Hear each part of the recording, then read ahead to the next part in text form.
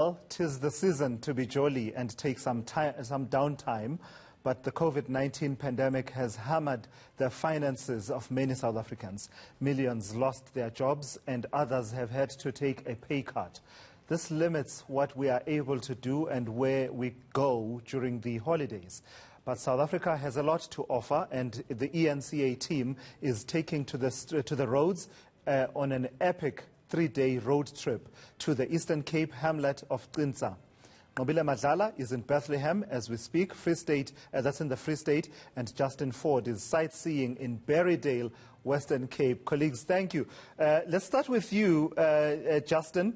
Berrydale, where on earth is that, and where does the road lead from there?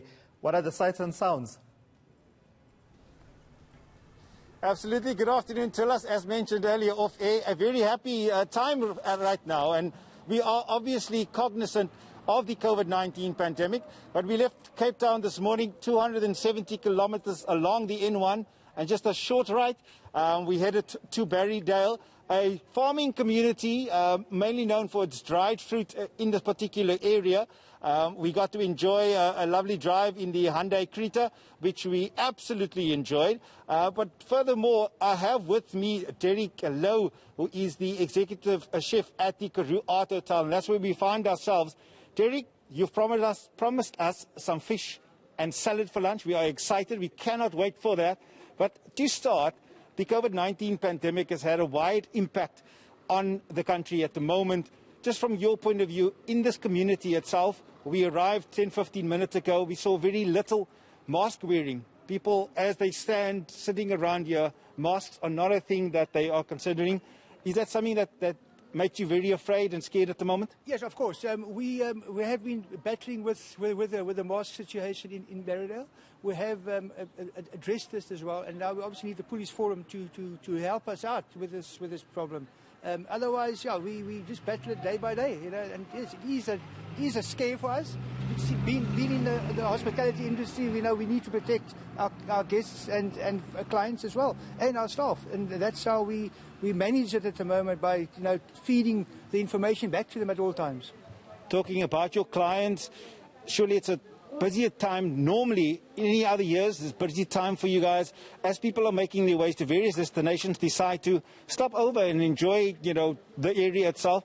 Have you seen a noticeable decline in numbers and people attending the hotel? Yes, we have a drastic decline compared to last year. We are down about 60%. In business, and our lunch trade is very basically down to zero, and we are surviving, but yeah, it's difficult at the moment with our COVID being on our doorstep.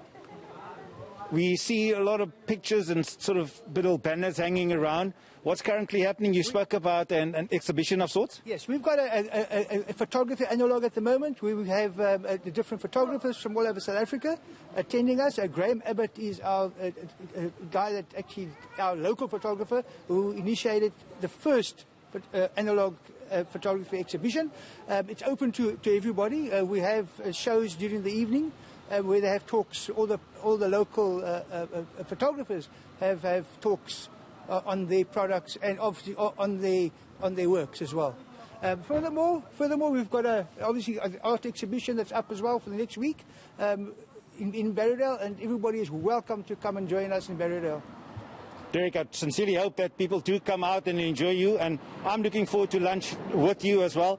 Tulas, just back to you in terms of the further expeditions that will be on for the rest of the day. So post our lunch, we will head off to Buffelsdrift, just outside Oudtshoorn, where we will be enjoying a bush safari this evening, and hopefully we can bring that to the channel a bit later on this afternoon. Justin, it's a pity the mask is covering your mouth, right? Because I can imagine the smile on your face. You, NQOBILE MADLALA, and Dasan Tathia, we couldn't have chosen a better group of people to carry out this task.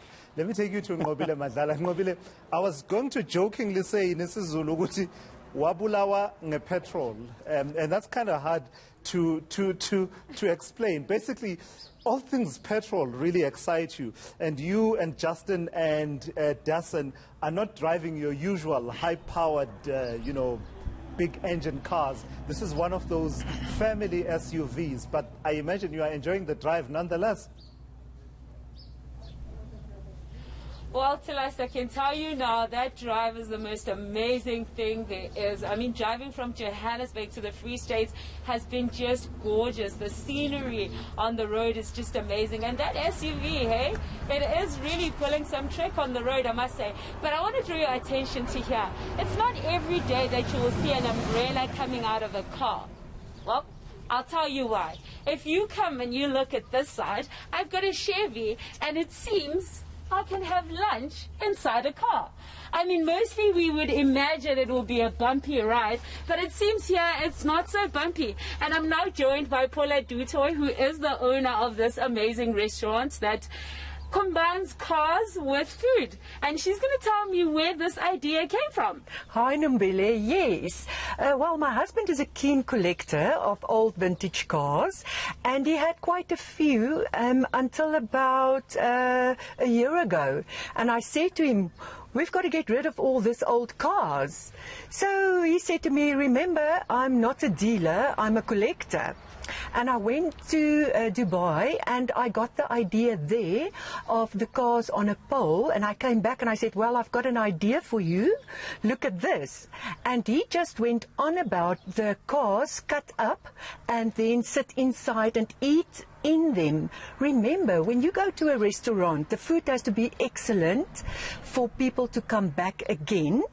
But I wanted to add an experience towards that as well, like the cars and the nice scenery in the Eastern Free State, as you say.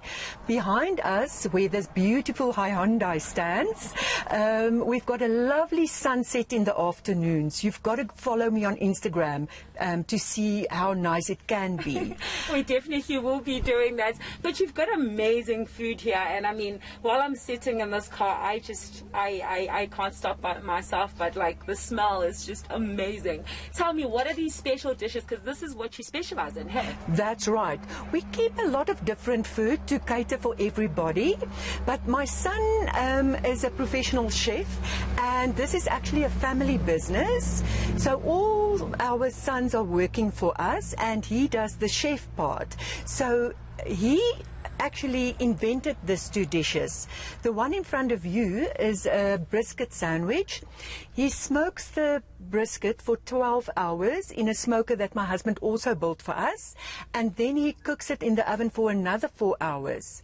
He's got lovely secret sauces then, and he caramelizes that with purple onion and with a little bit of honey mustard, and on top of that there's a pickle cabbage, and with crispy onion rings on top of that.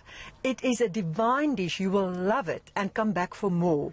Listen, I cannot wait. But I just want to ask you, under lockdown and obviously all these regulations coming in, I'm here with the mask and you have yours there, and I want to know, how has this affected your family business? Luckily, we're on a very busy road, and I did get a essential service certificate because I've got a guest house as well. We've got enough space for big trucks to stop over and sleep in a very safe environment, and we supply them with food. But it did have a little bit of challenges for us. As I had to lock down for that first 2 months, then we started very slowly with the business as well. But that's not my only challenges. I also have a problem with getting my liquor license. The liquor board did approve. We started from the beginning with the whole process, and in a month's time, liquor board approved. Then the police came and they did their little thingy to approve that as well. But we've got a problem with the municipality, and I know it's because of us not having this rezoned for business. But it takes 2 years, and I feel like I'm actually giving 16 people a job, and that slows business down as people want to drink a little glass of wine or a beer with their food. And I think we are actually in a very nice environment, so nobody takes advantages. As you see, the cars are far apart from each other. That helps with the social distancing as well.